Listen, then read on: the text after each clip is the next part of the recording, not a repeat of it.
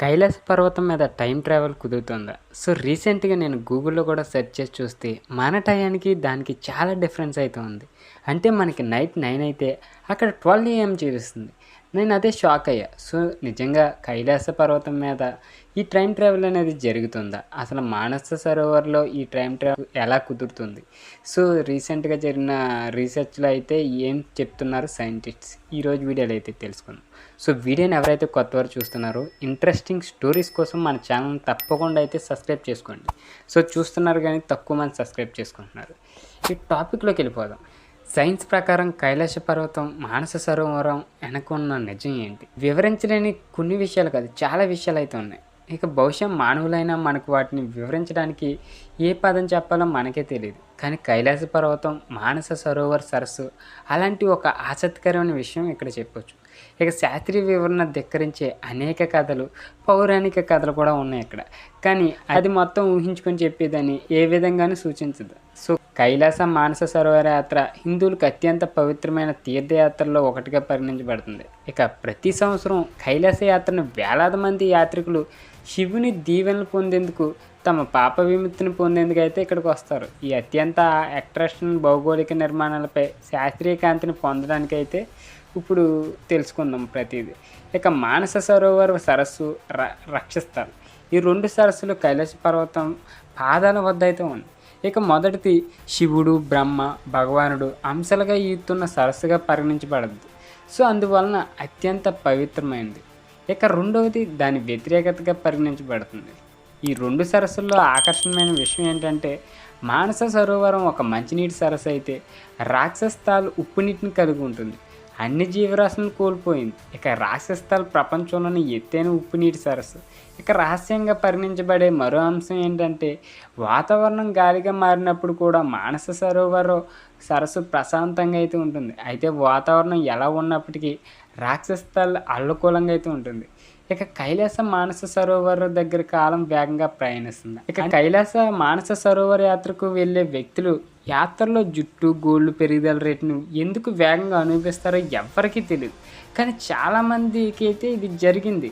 ఇక టైం వేగంగా వెళ్ళేలా చేసే ప్రాంతంలోని గాలితో దీనికి ఏదైనా సంబంధం ఉండవచ్చు. వాస్తవానికి కొన్ని సంవత్సరాల క్రితం కైలాస పర్వతాన్ని అధిరోహించే ప్రయత్నంలో ఒక నిర్దిష్ట స్థాయికి మించి వెళ్ళిన సైబీరియన్ పర్వతారోహకుల బృందం చాలా వేగంగా వృద్ధాప్యాన్ని అయితే అనుభవించింది. వారు కొన్ని రోజుల వ్యవధిలో, కొన్ని శతాబ్దాల వయసులో మాత్రమే కాకుండా యాత్ర చేసిన ఒక సంవత్సరంలోనే వారందరూ మరణించారు. ఎందుకు? బాగా ఇది సైన్స్లో వివరించలేని విషయమనే చెప్పొచ్చు.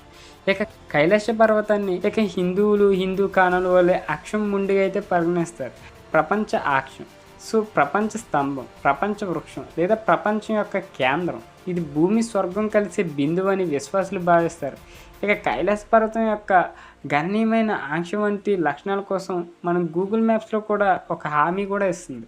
ఇక మానస సరోవరం కైలాస నిర్దిష్ట ప్రాంతం అని చెప్పచ్చు. కైలాస పర్వతం గురించి సైన్స్ వివరించలేని విషయం ఏంటంటే, ఇది ఎందుకు నిషేధించబడిన ప్రాంతం లేదా దాన్ని ఎక్కడానికి ప్రయత్నించే వ్యక్తులు శతాబ్దాలుగా విఫలమవుతున్నారు.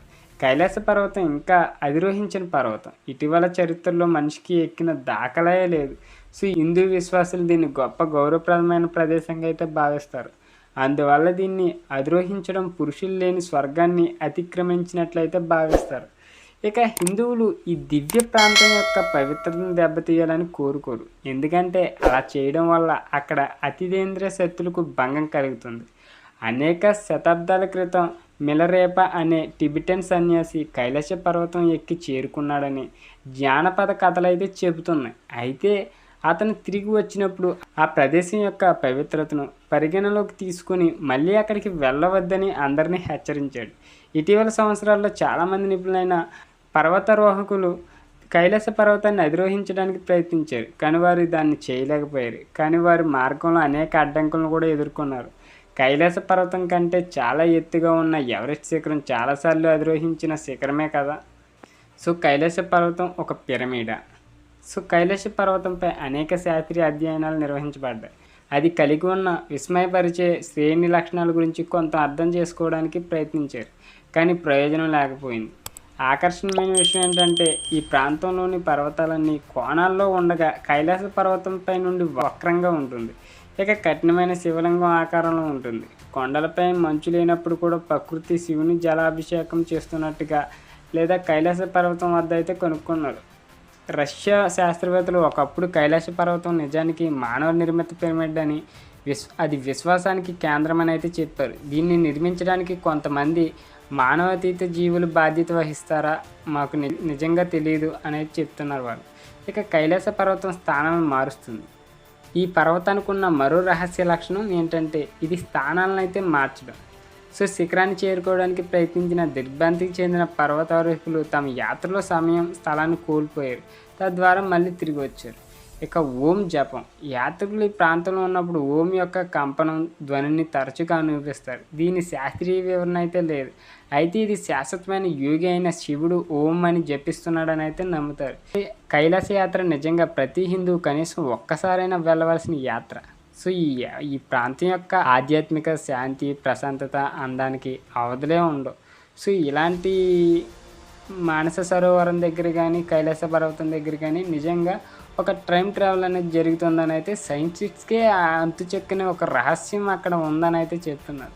సో నిజంగా టైం ట్రావెల్ అయితే అవుద్ది. ఆ పర్వత ఆరోగ్యులు కూడా వాళ్ళు ఎక్కినప్పుడు కూడా వాళ్ళ వయసు పైబడిన వారిలాగా అయితే జరుగుతూ ఉంటున్నాయి. సో ఇన్సిడెంట్స్కి అక్కడ ఉన్న మైథాలజీ పవరా, లేకపోతే ఇక్కడ ఉన్న స్పిరిచువాలిటీయా, డివైన్ సంథింగ్ ఏదైతే తెలియదు. కానీ ఈ సైంటిస్ట్ కూడా అంతు చెక్కిన రహస్యం అనేది కైలాస పర్వతం మీద ఉంది. సో ఇదంతా శివుని మహిమ కావచ్చు.